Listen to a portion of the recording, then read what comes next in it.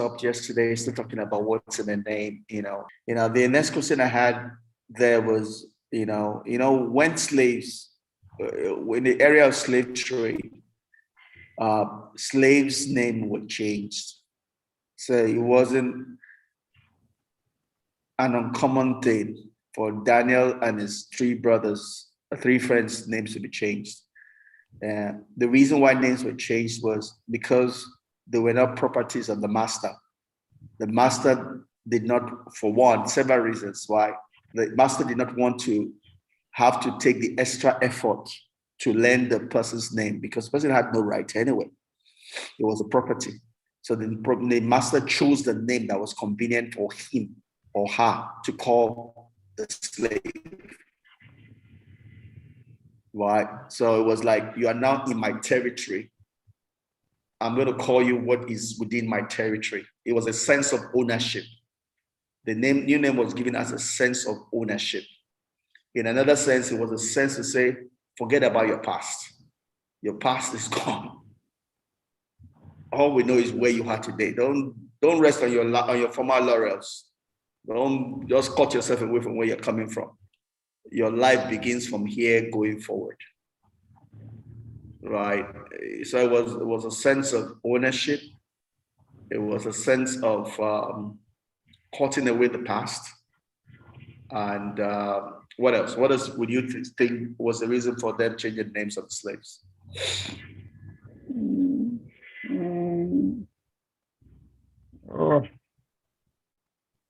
Well, it's just a change of identity. You spread it all, Yeah, a change of identity. But that identity is to fit into the fact that they no more own themselves. They are now, someone else owns them. So it changes their identity. It cuts away their rights, and it limits them. It's whatever you think you had before, you no more have it. You're now under a new lordship, as it were. So it was as it were, it was to circumcise them. It was a circumcision. It was cut away any excess that you have in your life. Just cut yourself to shape. This is your new reality. So the new name was more like waking them up from whatever slumber there might be to their new reality. And that was the same thing with Daniel, right? Names were changed. Another way we look at names is that, and specifically these names, the names that they had and the names they were given represent the new God in their lives. I mean, typically when people fight, it's not the people that are fighting. It is their gods that are fighting. So when people go into warfare, it's typically a war between gods. That's why when Israel was in sin, they brought back the gods of the people they conquered, thinking that those gods would give them power in those particular areas. Some other gods will boast and say, your God cannot do this for you. Our God has done this and this. So a war between countries or nations was truly not a war between the people themselves, but a war between their gods. Right. So when one God wins against the other God, the new name represents the new God that has authority. And that's why specifically in this case, you see that their names were changed from Jehovah to the God of Babylon. Right.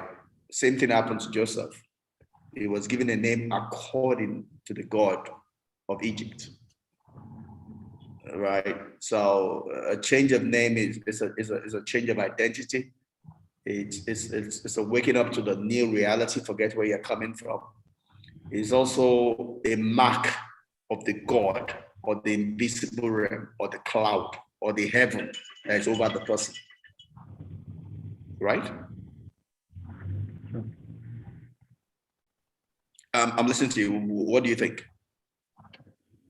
I'm just listening. All right. I'm just wondering if you're flowing in line. Did I say anything wrong? No, I'm just listening and trying to get the importance of name. Yeah. The other part to it is, when women marry, Why did they change the name? They take the name of the husband, right? That's significant. Well, why is it that the man is not the one taking the name of the woman? It's the woman that's taking the name of the man. It's a sign of submission. So a change of name is a sign of submission. It's a sign of, I used to be me, now I'm coming under. Right? It's a sign of a new reality. It's a sign of submission. It's a sign of a change. So she's decided to leave her name as a single, where she could make her own decision, to a new relationship where there is a function where someone is a leader. So I'm coming to submit under this new genealogy, as it were, because the man is the one that carries a seed of generations, right? So the woman is coming and saying, I'm submitting under this new genealogy, because the seeds that will be born is a seed that is carried by the man. So I'm submitting under this new cover, under this new father, who I would authorize, as it were, the seed that the person is carrying, right? It's kind of funny because women, biology one would think it's the woman that carries the seed, but the woman doesn't carry the seed. The woman carries egg. Eggs are not seed. Sperms are seed, right? The sperm is the seed of generation, right? Not the egg that the woman carries. The DNA of generation is carried inside the sperm, not in the egg. So the woman coming to in a relationship of marriage, it's submitting to that genealogy that's being carried by the man. In a sense, submitting under the cover of the man. And that's represented by the change of name. Anything you want to add to that? Well, I think my thought, we changed our name. I mean, we bear Ogunyale and then we moved to Olaide. And we said, well, not, the Ogun should be going straight. He shouldn't branch any house again. Yes. Yeah. I at that time, my thought at the head of the family, and when I took that decision, was that we have nothing to do with the former God that our forefather worship and things like that, and submitted to, and named themselves after that God. Yeah. And I said, no, we name ourselves after the new God that the family is following it. And I am the head of the family. I put myself down. Everybody changed your name down the line. Yes. And everybody did. Anyway, God gave me favor then. Everybody did. Yes. That's my point. And there's no single person is bearing Ogunyale today in our family. Awesome. Everybody changed and went through all the necessary documentations and everything. My mind was that I'm submitting to this God, and He put me as the head of this family. And His influence reflects the former God. His rulership terminated, His influence terminated. Whatever the arrangement they made, why they are naming themselves after that particular God ends. Amen. The end of it. That was my mind. But I think with what you're saying, I'm getting to even see more than what I thought then. You know, my mind then, and that's really good for me. That means I took the right decision. Yeah, absolutely. Considering the meaning of that name. Yes. Because the effort of a name is in the meaning and the understanding of the meaning.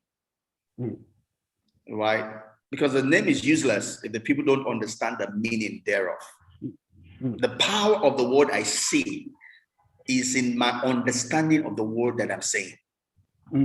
If I say I'm rich and it means nothing to me, that word has no power. The power of the words I say is in the understanding that is behind the words that I'm saying. Because that word is truly, I'm reflecting it back to my own self also. There's a liberation that comes to effect by the words that I say. Not necessarily outward alone, but inwards also. Right? Because I am hearing myself. And there's a liberation that occurs if I believe in the words that I say. The words I say are useless if I don't believe in them. If I just say words and I don't believe in them, they're useless. The power of the word I say is the belief that backs that word. Right? So a name is only as powerful to the extent to which the people bearing the name understand the name and it carries meaning to them. but time is gone. We'll continue tomorrow. Thank you. Thank you, sir. Thank you very much. Yeah. So yeah, we'll look a bit more into that and see why God Himself, really carries a lot of weight to it. Yeah, God helping us.